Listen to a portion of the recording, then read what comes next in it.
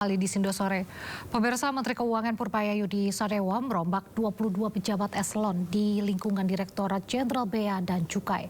Purbaya pun mengancam akan melakukan rotasi ulang jika masih ada pejabat yang bermain dengan kewenangannya.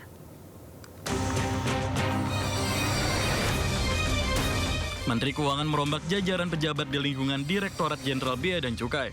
Langkah ini diambil sebagai bagian dari pembenahan institusi sekaligus upaya mengoptimalkan penerimaan negara seiring tantangan defisit fiskal 2026 yang mendekati ambang batas 3% dari produk domestik bruto.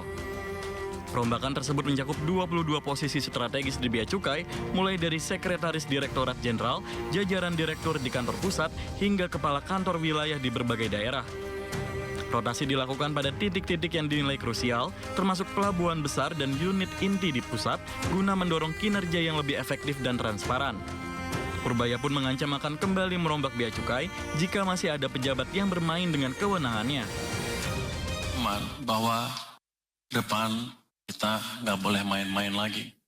Anda di posisi yang baru akan dimonitor dengan ketat, dan kalau ada hal yang mengecewakan, yang main-main lagi, saya akan atur ulang lagi. Jadi kalau saya ngomong sekali, jangan dianggap saya lupa. Saya akan ingat terus. Kalau saya misalnya bilang bahwa diproses dong, sampai pemainnya. Kalau diam-diam terus ya saya tahu, berarti sebagian nggak suka atau sebagian malah terlibat. Purbaya juga memastikan tuntutan kinerja tinggi kepada para pejabat yang baru dilantik.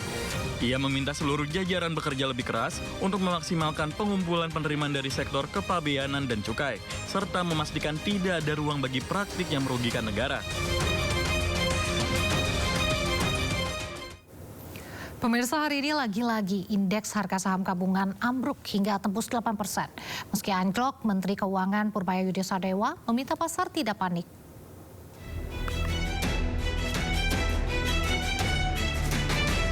Baru saja dibuka, IHSG kembali mengalami koreksi tajam. IHSG anjlok hingga 8% ke level Rp7.654. Perdagangan di Bursa Efek Indonesia pun sempat dihentikan selama 30 menit pada jam setengah 10 pagi. Rencananya, bila terus turun hingga 20%, BEI akan kembali hentikan perdagangan hingga waktu selesai, yaitu jam 4 sore.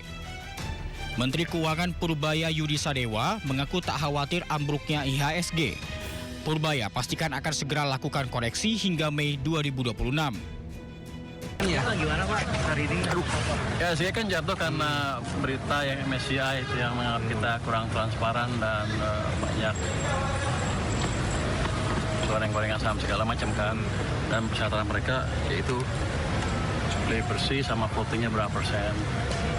Ini saya pikir reaksi yang berlebihan karena kan ini baru laporan pertama kan, masih ada waktu eksekusi sampai bulan Mei kan. Saya udah bicara dengan Ketua OJK, dia bilang semuanya akan diberikan sebelum Mei, jadi ini hanya shock sesaat. Anjloknya harga IHSG merespon pengumuman Morgan Stanley Capital International atau MSCI yang memandang ada masalah transparansi free float saham-saham Indonesia. Dari Jakarta, Riki Anwardi, iNews melaporkan. Menteri Koordinator Bidang Perekonomian Erlangga Hartarto meminta investor tidak panik usai indeks harga saham gabungan melemah. Menurutnya pelemahan secara teknikal ini terjadi karena pengumuman Morgan Stanley Capital International atau MSCI terkait pembekuan sementara seluruh peningkatan faktor inklusi asing.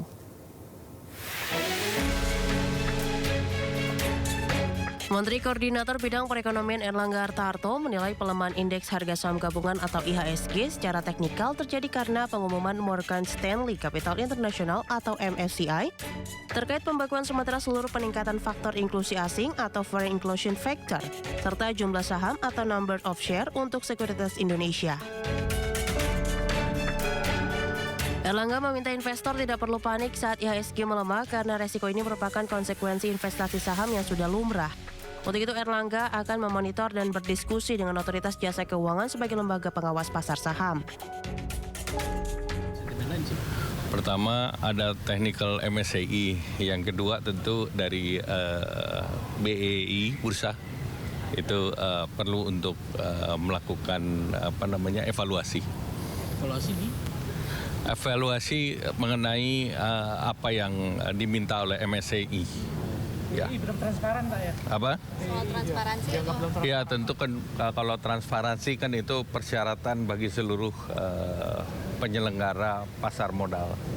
Jadi itu kan bisa dilakukan improvement dengan mekanisme yang sudah banyak dipraktekkan di berbagai negara. Sementara itu, fundamental perusahaan yang melantai di Bursa Efek Indonesia tergolong sangat baik. Sebelumnya, IHSG terkoreksi tajam disebabkan tekanan datang dari sentimen negatif pengumuman MSCI yang membekukan sementara perubahan indeks untuk sekuritas Indonesia.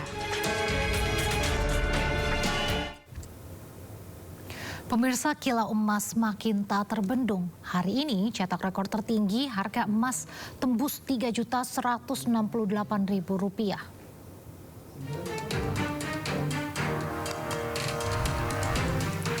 Sejak tahun lalu, harga emas mulai merangkak naik. Kenaikan signifikan terjadi pada Oktober tahun lalu, di mana 1 gram logam mulia mencapai 2,3 juta rupiah lebih per gramnya.